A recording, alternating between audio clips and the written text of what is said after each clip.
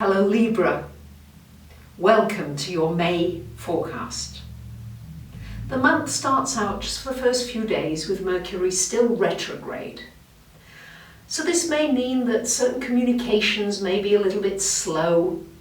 You may find yourself slow to respond, or emails getting lost or missed, or slight technical issues. But after the 4th or 5th of the month, really things should be starting to get a whole lot easier. Now here we've got a lot of activity, Libras, you'll be very pleased to hear, in your relationship house. So what with Uranus there and Venus and Mercury, this is a real opportunity to awaken to something different in your relationships. So let's say things have gotten stale in a particular relationship. These aspects are going to give you new ideas, new ways maybe of communicating. And if you don't find new ways, then maybe Uranus will say, okay, let's move on to the next, let's try something else. But you will have an opportunity, once Mercury goes direct from the 4th onwards, to come up with some creative ideas to find ways to make your existing relationships really work, especially where communication is concerned. So if you've been in a relationship or are in a relationship where it's difficult, this could be a moment of some breakthroughs this month. On the 10th of the month, we've got a full moon happening for you, lovely Libras, in your 2nd house of money and finance. And this shines a light on this area. So anything that's working well could come to fruition. Say you've been working on a project, or you've wanted to get a business going, you've got an idea. This could really begin to move forward beautifully for you at the time of the full moon.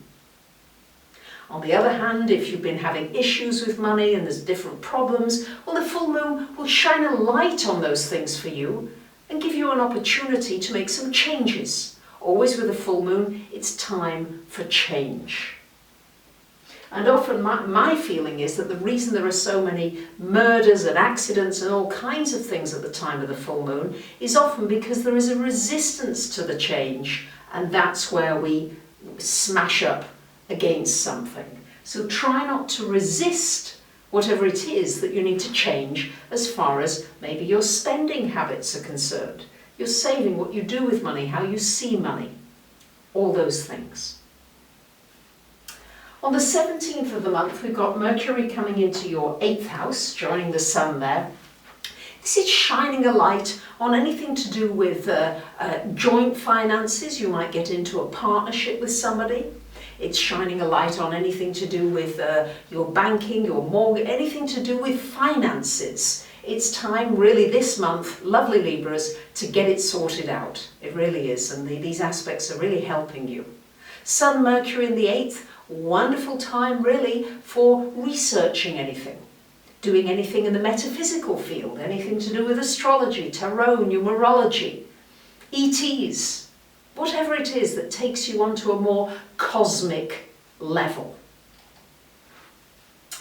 On the 21st of the month, we've got the Sun coming into your 9th house, lovely Libras, and on the 25th, a lovely new moon in your 9th, all joining Mars up there.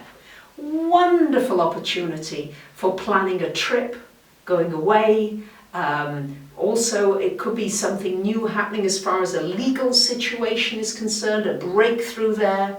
It's a wonderful time for studying something new. It's also a wonderful time for publishing. Maybe you're ready to publish that book and get something out there. Or maybe it's a film that you're going to release, but something that takes you out into the world.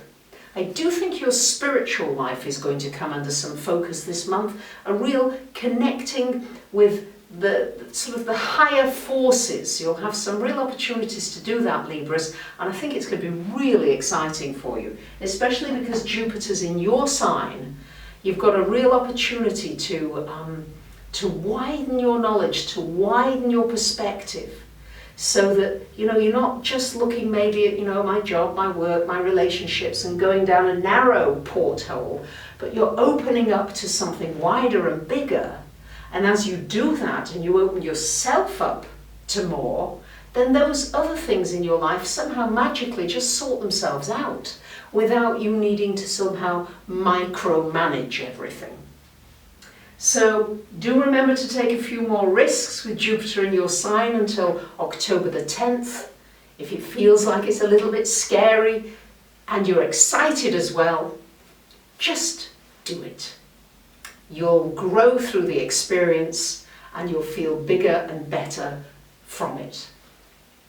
I can only tell you there's a Libra with you. I'm doing it with every video I release. I have a certain trepidation. Oh goodness, will it still go down all right? That's Libra for you. I want to know that you still love me. There we go. No matter how much internal work one does, there's still a desire to feel loved.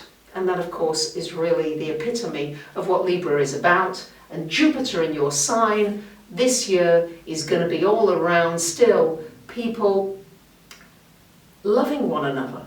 How can we love one another? How can we express that love so that we feel as though we're truly loved? Thanks for listening. Have a wonderful month. I do appreciate all your comments. Bye for now.